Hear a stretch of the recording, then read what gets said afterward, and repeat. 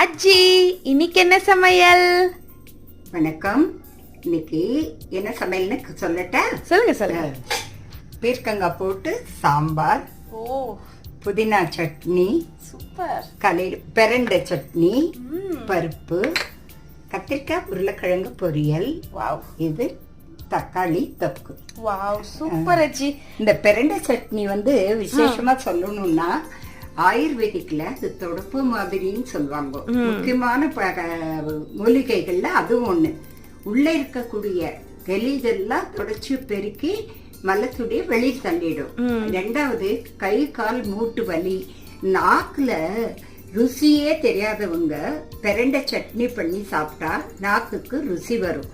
அந்த ஜீரண உறுப்புல இருக்கக்கூடிய நாக்குல தண்ணி ஊறுதே, அது நல்ல மாதிரி ஊறும். அதனால ஜீரண சக்தியை உண்டு பண்ணக்கூடிய அபூர்வமான ஒரு மூலிகை